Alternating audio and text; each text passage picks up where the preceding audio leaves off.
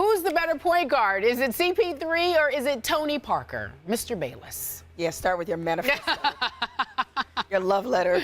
The answer to this question is very obviously Tony Parker. Very and obviously. yet I realize, I'd be the first to admit, I'm the only human outside the San Antonio area who actually watches the Spurs play basketball. So I'm actually qualified to answer this question because I actually watch the Clippers and the Spurs. So I know what I'm talking about here. If the season ended right now, it is no doubt that Tony Parker would and should be the MVP of the NBA. LeBron will win it at the end of the year, but right here, right now, Tony Parker should be the MVP because I'm going to remind you, I'm sure you've lost touch with this, the San Antonio Spurs by 3.5 games have the best record in the NBA, and Tim Duncan and Manu Ginobili have missed long stretches up to now.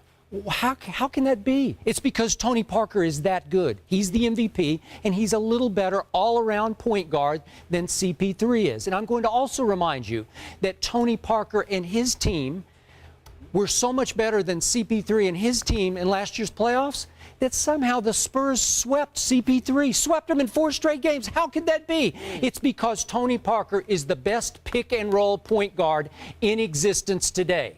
And he does lead the NBA among point guards with points in the paint.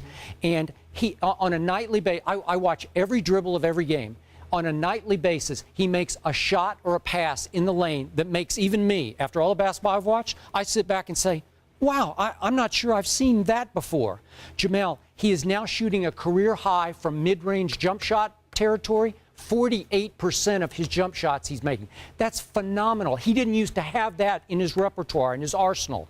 And end of games, there is nobody I want with the ball in his hands more than Tony Parker. He always makes the right play, be it the right pass or he will make that shot to win that game. He beat the Thunder early in the year, even the game before the break at Cleveland. He made a phenomenal drive and dish to Kawhi for the three-pointer from the corner.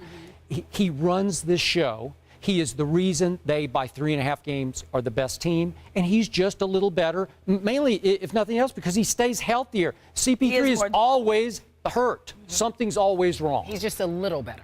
He's a little better. Well, I love CP3, and I respect him. But Tony Parker's a little better, and most people would say, that's ridiculous. Stephen A. often has to educate you about basketball. Oh, so now you're going to play Mrs. Stephen A.? Now I got to do the job. Whoa. Now I have to do the job. So you mean to tell me, of all the point guards in the NBA right now, you think Tony Parker, not just better than CP3, do you think he's the best point guard in the NBA? I do. So if you had to start a team tomorrow, you are starting your franchise with Tony Parker? No, I mean, at his age.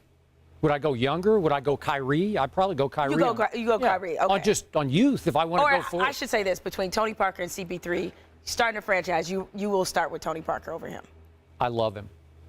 You're a sick man. No, I'm not. You're I'm a smart man. No, Jemele, no. I gotta educate you. There's actually this team called the Spurs, and you ought to try watching them. Yeah, I do. I actually like the Spurs. I'm like you. I'm one of 3 people that probably watches them outside of the state of Texas or just San Antonio. I appreciate their brand of basketball. I love the disciplined play, but my eyeballs do not deceive me. Now, has Tony Parker had a better season than Chris Paul? Yes, but just as Tony Parker has played himself into the MVP conversation with his play, CP3 kind of did by not playing, because the Clippers almost fell off a cliff when he was hurt.